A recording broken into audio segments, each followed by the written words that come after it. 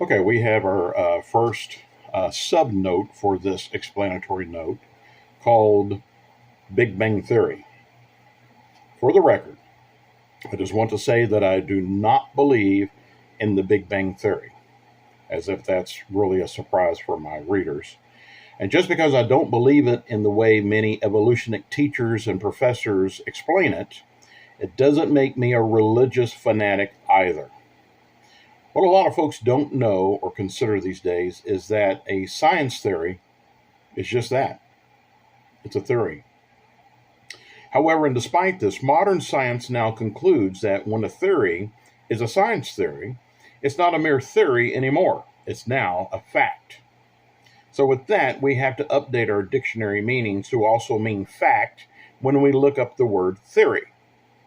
If that's not so, then anybody should be able to forward a theory without being shot down by the scientific community, such as the Christian creation scientist. But saying that a theory is an established, unquestionable fact is all baloney anyway. Why? Because with each advancing year, the evolutionists' factual theories advance and get updated themselves. So, if it does get updated, changed, then how was it ever a fact to begin with? Science is really based on learning and updating when new and better data comes in. We turn to Wikipedia on their page about about the Big Bang. It says scientific progress in Big Bang cosmology has been made since the late 1990s as a result of advances in telescope technology, as well as the analysis of data from satellites such as the Cosmic Background Explorer, COBE or COBE, whatever they want to call it, the Hubble Space Telescope, and WMAP. Well, I say that's fine. But again, how does that justify past factual theories as to being actual facts? This is how some evolutionist scientists gain the upper hand in the evolution versus creation debate by saying that creationists are not real scientists, but are instead religiously unscientific minded folks or are simply religious fanatics, and that their science theories are just that, unproven theories. A term, theory, which can only be factual for real scientists. And which theories, that is, in many cases and based upon the biblical text, and in many of their opinions, simply cannot be proven factual in the consideration of earth and stellar sciences.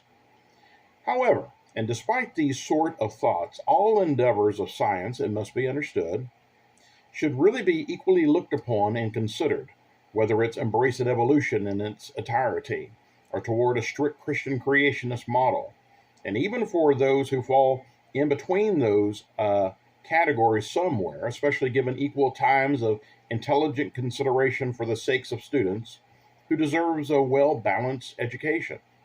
For the best observation should be considered and kept, even if it irks many preconceived ideas and biases. On the Wikipedia page that I gave an address for just a moment ago, and when considering the question of what had exploded, or they're now saying of what had expanded, they have absolutely no answers to give. They say, the earliest phases of the Big Bang are subject to much speculation, since astronomical data about them are not available. Then further on, they admit that the Big Bang Theory cannot answer all questions about the beginnings of life. As they continue to say, one of the common misconceptions about the Big Bang model is that it fully explains the origin of the universe. However, the Big Bang model does not describe how energy, time, and space was caused, but rather it describes the emergence of the present universe from an ultra-dense and high-temperature initial state. So, how can it be truly said that it's impossible for God to have created energy, time, space, matter, and the universal laws? Many avoid such a thought, and with much passion too. I'm also well aware that many people see a harmony between science and religion, saying that God possibly was the one who had created the Big Bang. Without getting into that subject here, for I've already went over former college professor Philip E. Johnson's wonderful words from his book, Defeating Darwinism by Opening Minds, 1997, InterVarsity Press. And in my book, in the beginning, it was spiritual from the very start, and saying that there really is not harmony between evolutionary science and not religion, but creation science. Please either consult his book for this discussion, which had been well written and thought out, or my former book on this matter. Big Bang theorists have much to say on their subject, but they cannot explain the very beginnings of the universe or of how matter came to be. But if they never considered a creator to have had a hand in it somewhere, somehow, then they're never going to know.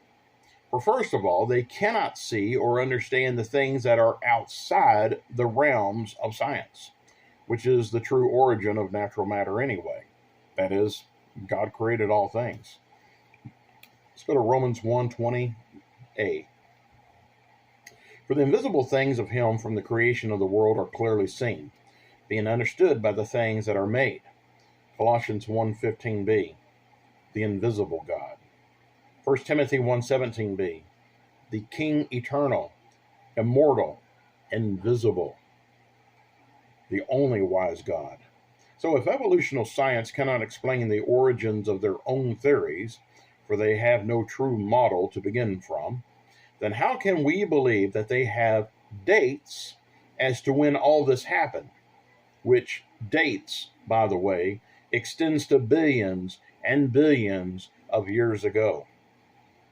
Let's continue in Wikipedia.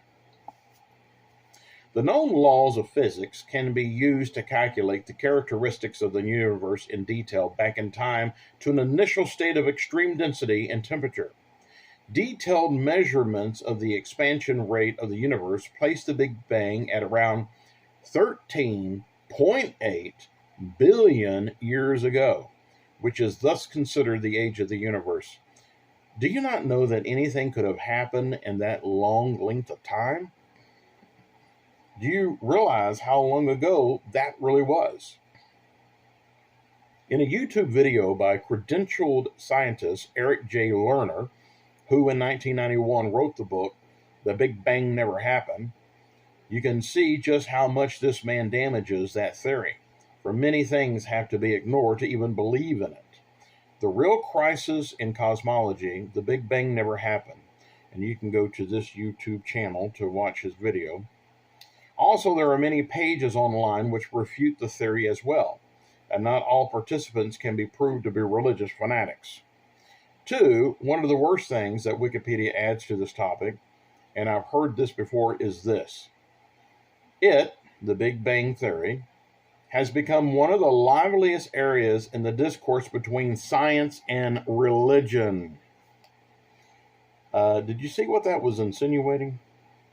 Anybody that does not believe the real experts in science are only religious fanatics who scoff at science and are still living in the dark ages. No, this is not a matter of science versus religion. This is a matter of science versus science, and especially when it comes to the shaky Big Bang Theory. All right, let's move to the second subnote for this explanatory note called cosmic or macro evolution,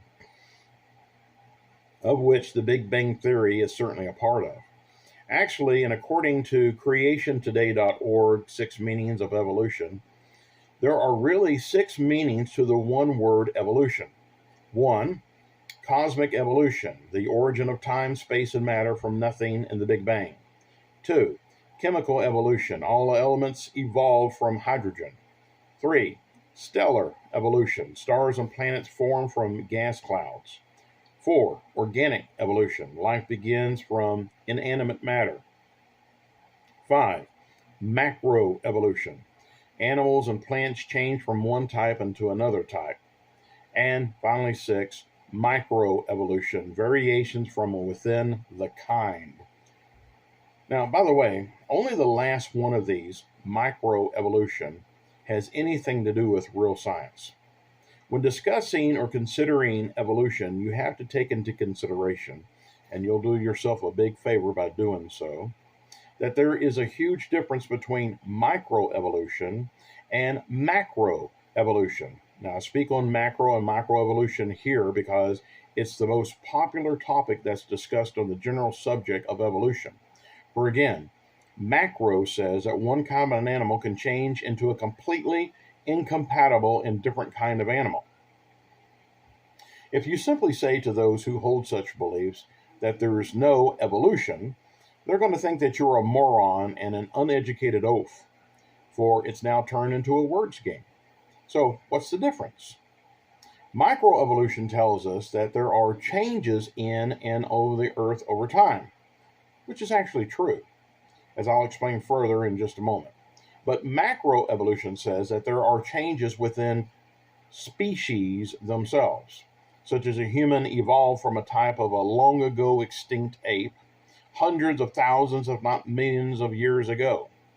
That's where proof is actually lacking. But evolutionist educators try to have you buy into macroevolution because they can actually prove microevolution. It's the old bait and switch game, but even so, what's microevolution boiled down to? Well, you can have small changes within a species, such as you can get a little dog from a bigger dog. You can get a variety of different kinds of dogs from other kinds of dogs. You might even get a wolf from a dog, but that's just it. There's still changes within the same kind of animal. And that kind of science can actually be observable, demonstrated, and provable, which is what we call empirical science or empirical evidence, which Wikipedia says is the information received by means of the senses, particularly by observation and documentation of patterns and behavior through experimentation. But what's not observable nor empirical is that you can get one kind of an animal from a completely different kind. That's where we start having problems with evolution. For example, you'll never be able to get a deer to mate with a jackrabbit and get a jackalope. It just simply doesn't happen. And yet we're all supposed to buy into it because microevolution can be observed. By the way, I purposely put into quotations both the word species and kind because I do not believe there be such a thing as a species. That is, as the term is so forwarded by evolutional scientists, which wording is adopted by them to examine macroevolution. I've got another subnote coming up for that. But I do believe in kinds, as is so expressed by the Bible itself. Genesis 1:21 through 25. God created great whales and every living creature that moves, which the waters brought forth abundantly, after their kind, and every winged fowl after his kind. God saw that it was good. God blessed them, saying, be fruitful and multiply and fill the waters and the seas, and let fowl multiply in the earth. And the evening and the morning were the fifth day, and God said, let the earth bring forth the living creatures after his kind, cattle and creeping thing, beasts of the earth after his kind. And it was so. And God made the beasts of the earth after his kind, and cattle after their kind, and everything that creeps upon the earth after his kind. And God saw that it was good. And yet, it never said that a different kind would come from another different kind. Again, it cannot be proved by any scientific observations, nor can it ever be empirical science. But all the year long, we can watch a variety, microevolution, of animals breed with each other, who are of the same kind as they are. But what exactly is a kind, one may ask? Well, it's simpler to answer than what a species is, that's for sure. There are dog kinds, there's horse kinds, cat kinds, elephant kind, etc. In other words, animals who can successfully breed with one another are the same kind. For more information on this controversial debate, please go to creationscience.com online book, the official website of Dr. Walt Brown. but especially beginning on this page, and I'll put it down here, creation.com online book, Life Sciences, which deals exclusively with micro and macro evolution and of their differences. Okay, we have another subnote. This one is called Which Wording is Adopted by Them to Examine Macroevolution? No, evolutionists did not invent the word species, but they certainly adopted it instead of the word kind. However, and ironically, the original use of the word and the original meaning actually did mean kind. We go to this website right here, I'm putting it on the screen. It says late 14th century as a classification in logic. This is for the word species. From Latin species, a particular sort, kind, or type, opposed to genus, which word some scientists may use instead of species, since it may get more specific for them in their minds. Originally, a sight, a look, a view, an appearance, hence also a spectacle, a mental appearance, an idea, a notion, a look, a pretext, a resemblance, a show or display, typically in passive senses. In late Latin, a special case, related to, I don't even know what that word is, speccare, to look at, to see, to behold, from pi root, spec, to observe. And from the 1550s as appearance, outward form, 1560s as a distinct class of something based on common characteristics, i.e., not different kinds. Biological sense is from circa 1600, endangered species first attested in 1964. Be that as it may, I guess different folks will observe this word as they do science with their own goggles. But is that wrong to do? That is, to see things how you would like to see them. And that is whether it's right or wrong. No, friends, it's not wrong. But what is wrong is enforcing others to believe them with you. And you're going to find the guilty parties in all facets of life, in business, in science, in entertainment, in education, etc., and even, God forbid, in religion.